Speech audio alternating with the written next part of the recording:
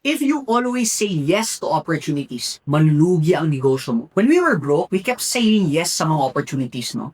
Pag may request ang client, yes. No? Pag may ibang business opportunity, yes. Pag may interview opportunity, yes. No?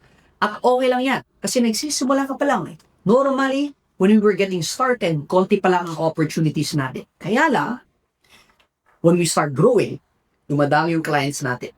Sumisikat ang pangalan natin at dumadami ang opportunities. Dumadami yung mga invitations, dumadami yung mga clients, dumadami yung mga ideas. So, if we keep saying yes to all of this, mapupuno ang schedule mo. And at first, it may look na productive ka. Kaya lang, when you zoom out, busy ka. Busy ka sa mga maling bagay.